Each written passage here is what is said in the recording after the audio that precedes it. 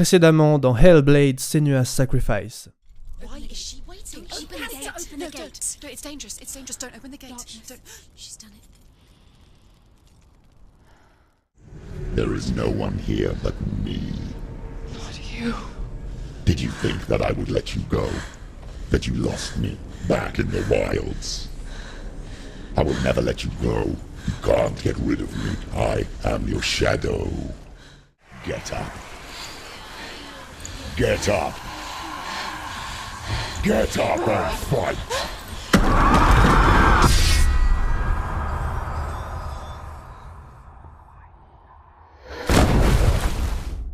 Et maintenant, retrouvez la suite de votre aventure sur la 42e chaîne.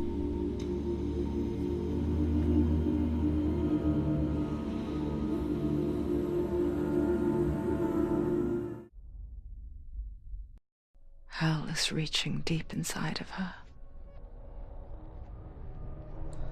Stormy seas and lost souls. She's dreamt of this before. They say dreams are visions of our memories, thoughts and fears, as seen by our inner eye. But what if each one of us is always dreaming, even when awake, and we only see what our inner eye creates for us? Is this what hell is? A world shaped by Senua's nightmares. Maybe that's why people feared seeing the world through her eyes.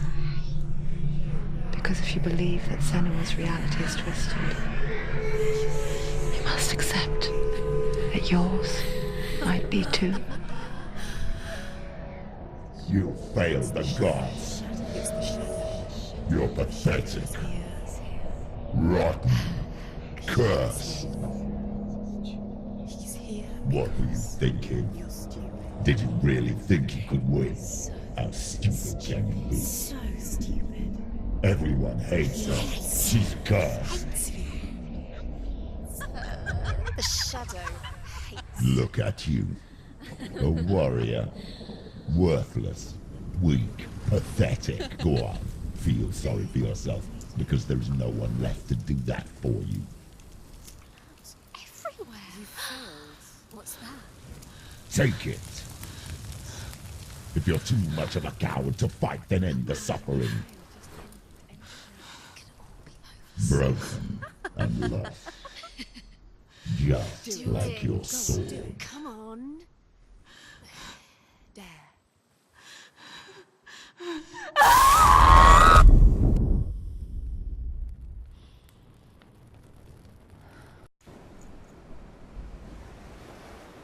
Why go on, when you give everything and face that which torments you, only to find that it is worse than you could have imagined? Why go on? Is it really so weak to ask this?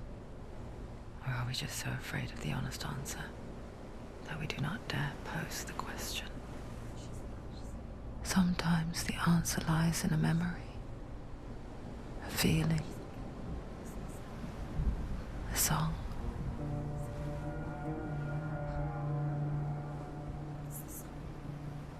It's not real. It's a trick. It's not real. Listen to it. Don't give up. Dillion. It's Not like this. It's not real. It is real. It's a trick. Don't trust it. Maybe you're already dead.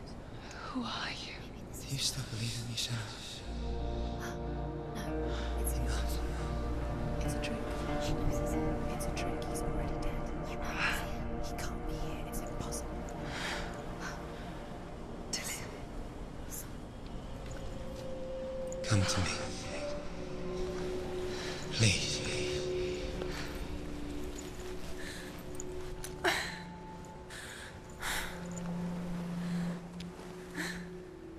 The light. Go towards the light. It's him. There he is. It can't be him. It's just a trick. It's in your mind. No, he's here. It's in your mind. It's real. It's happening. Go towards it.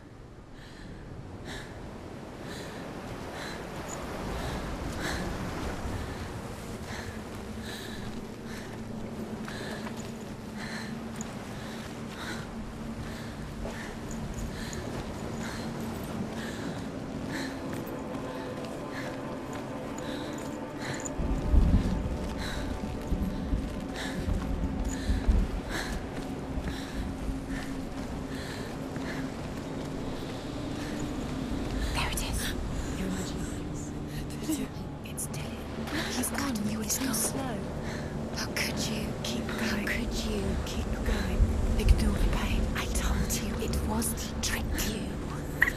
We told you. Where are you going? See, there's nothing to worry. Come on.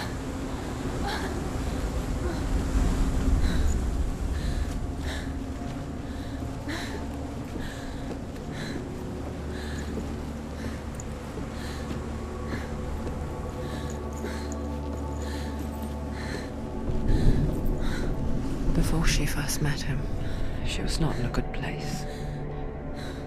Just a teenager, but not like the others. Barely functioning, she rarely left the house. Her father's in-bell made sure of that. Only occasionally did she venture out on her own, collecting firewood and herbs. Errands out in the Orkney plains. That was her world. Like this one. Barren and lonely.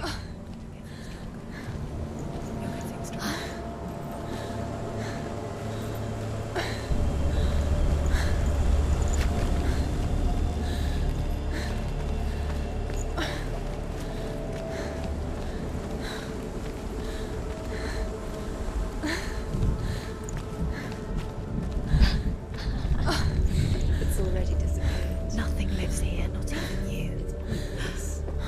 It's in your mind. You think you can see it, but it's in your mind. Where's the tree? There he was, Where is it? the lone figure of a boy. He's there, under the tree. Sword play under the shade of a tree. See him? There he is. You have to. She remembers the first time she saw him. To her young eyes, he moved as if dancing, and the world danced with him. He's there, under the tree. The gloom lifted. See him? For the first time in years, she felt a ray of hope.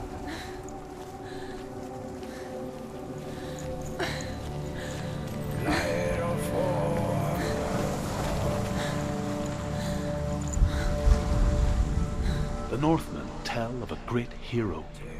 His name is Sigmund.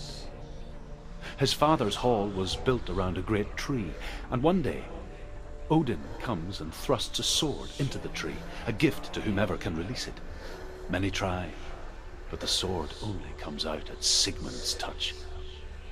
His brother-in-law, King Siggeir, wants it, but Sigmund refuses him, so King Siggeir plots revenge.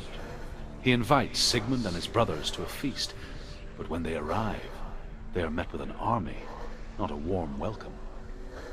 King Siggeir captures Sigmund and his brothers, steals his coveted sword, and readies them for execution.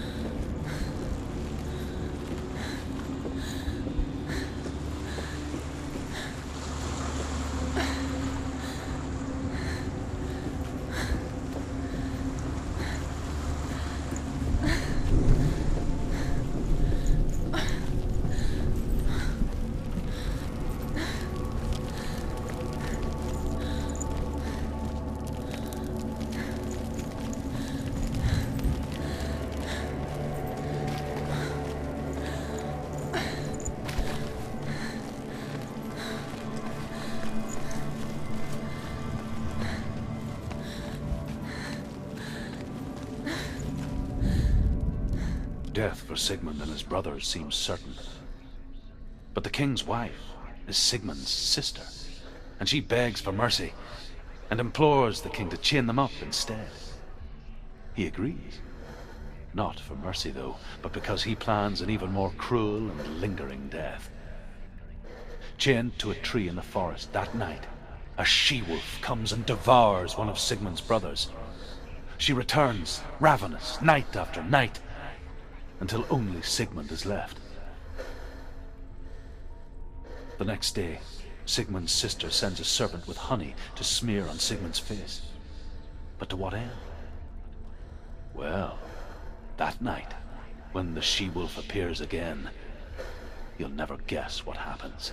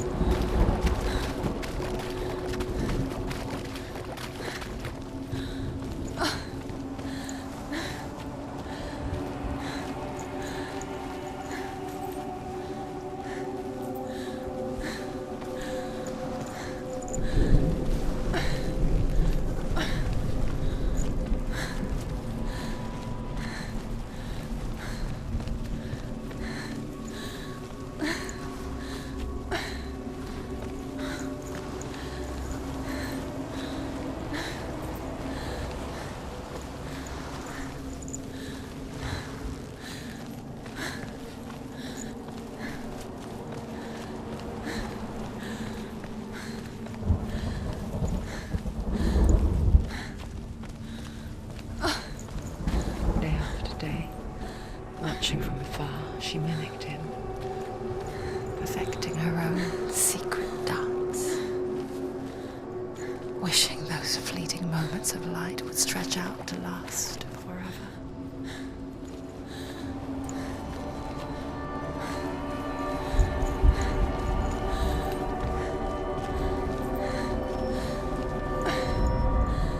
As the she-wolf licks the sweet honey from Sigmund's face, he bites the wolf's tongue.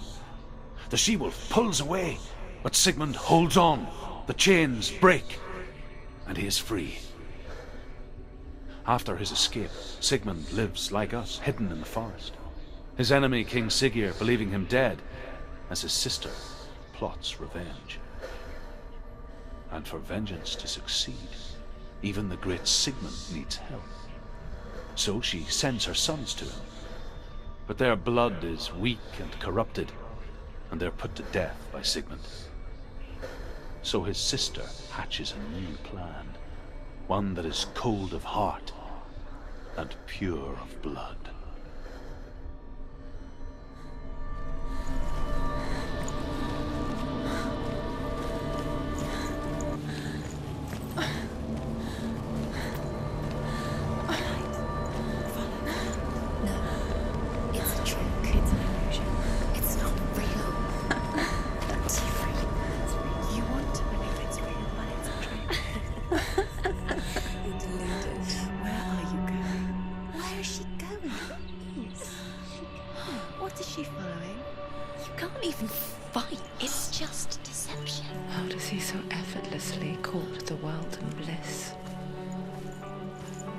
She could do the same. See the world through eyes anew and dance with it, just like he does.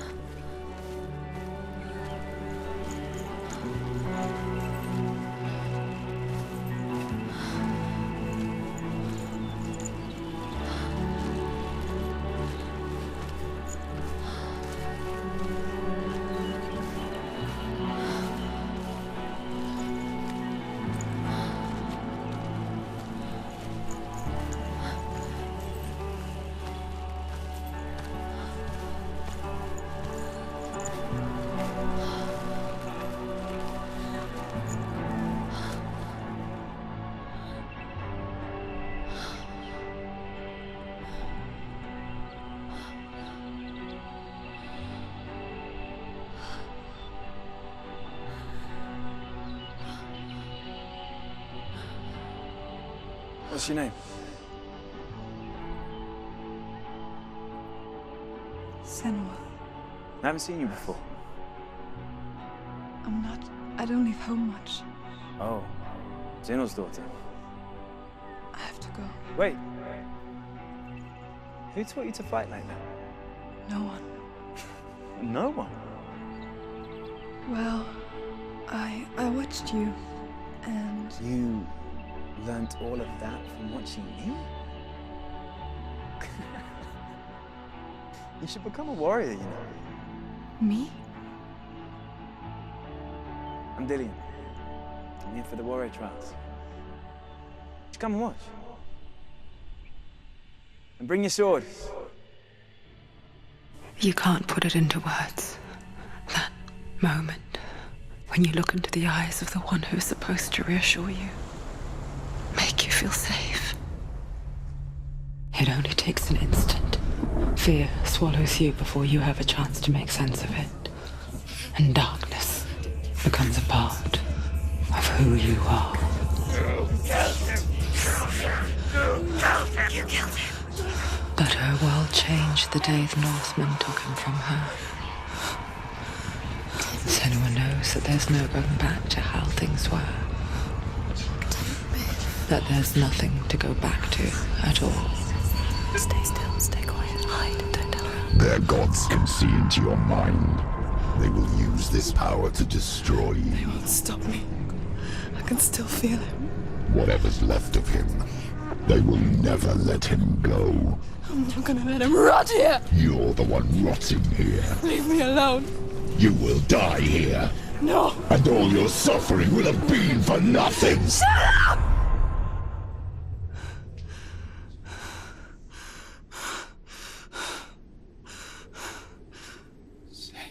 Dillion? Is that you?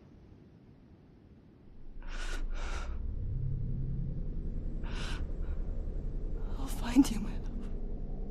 I promise.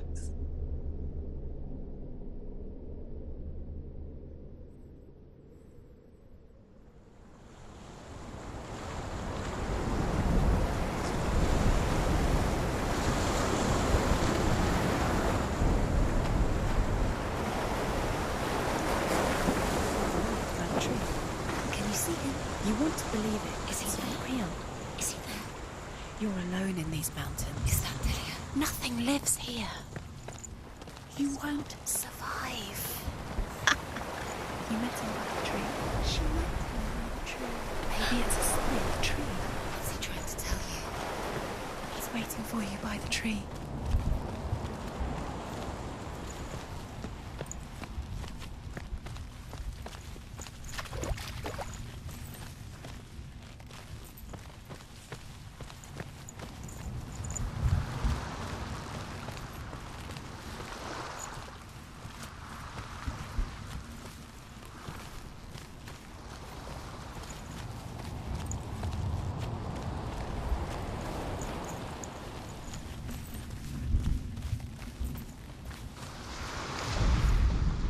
Sigmund's sister trades shapes with a sorceress, and in disguise, she lies with her own brother. She gives birth to a son named Siegfried. After a time, she sends him to the forest to Sigmund. He tests the boy and finds him strong and fearless, and so they go to take their vengeance on King Siggeir. But luck is not on their side. They're captured, and Siggeir has them buried alive.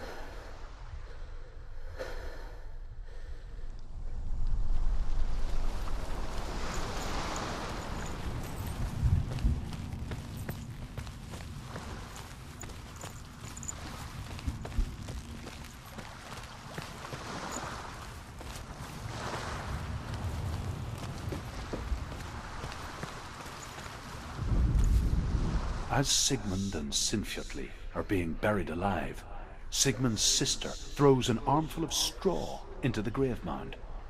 Hidden in the straw is Sigmund's sword, the gift of Odin.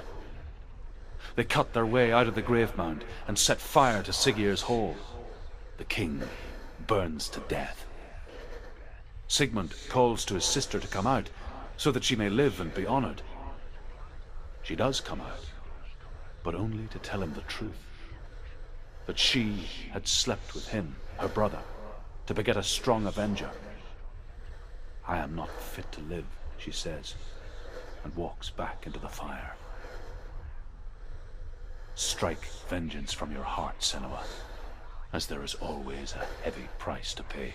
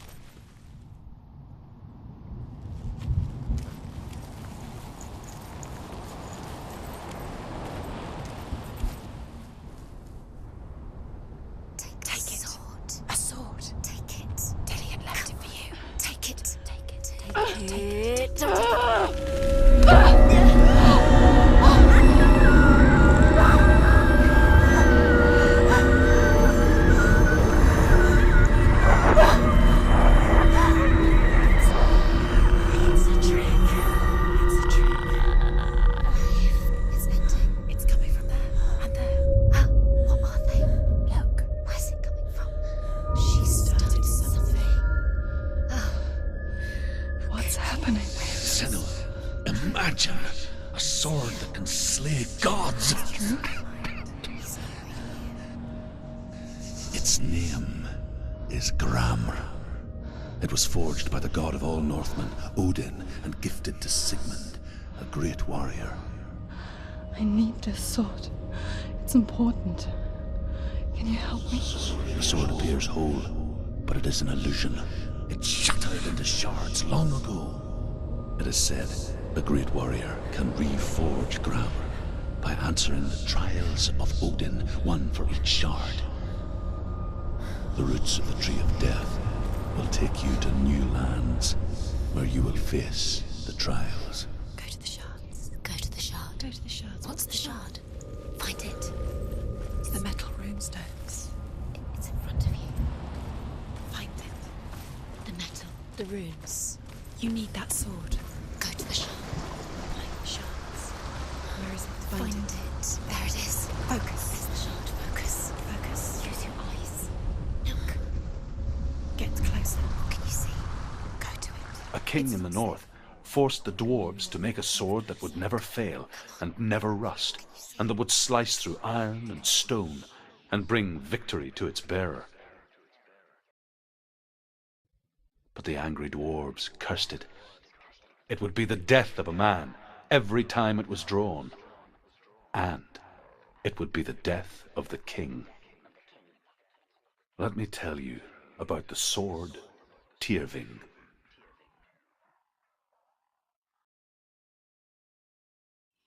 I don't recognize this place. Where are we? Where is she? It feels wrong. Where are we now?